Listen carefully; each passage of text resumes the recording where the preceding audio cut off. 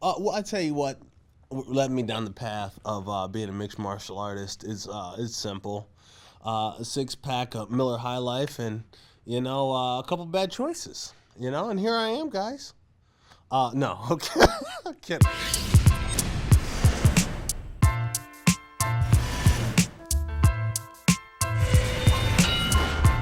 Well, Mr. Wonderful was my cat in college. Mr. Wonderful, he was just a cool dude, and I was traveling with my wrestling team. One of my other teammates was watching him, CJ Wansettler. CJ let Mr. Wonderful outside, and I never saw him again, So I think somebody stole him. I really do. So, long story short, when I got into fighting, you have to eventually come up with a nickname, and we decided to come up with the name Mr. Wonderful to keep the wonderful name alive.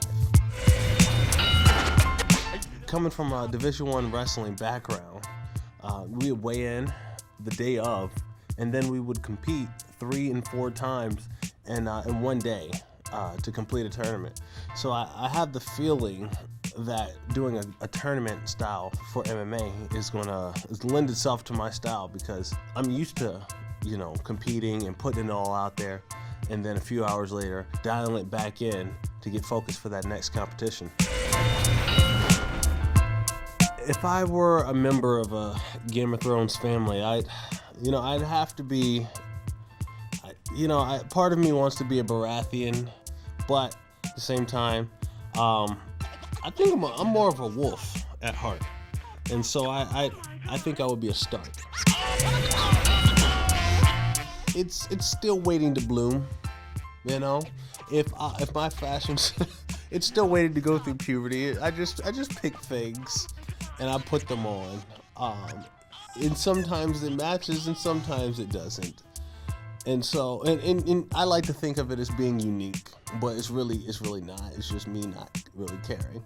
But and nowadays, not caring what you look like is a whole style of its own. So I'm just a trendsetter ahead of my time.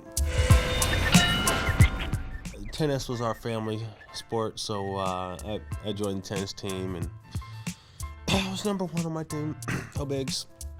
No bigs. 2 years, team captain. Tennis, man.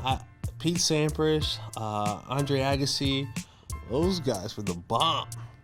Those are my dudes, man. Of course, I have some wrestlers that I admired, but not when I was a kid. Okay, that came along much later. When I was a kid, it was Pete Sampras and Andre Agassi. Stop.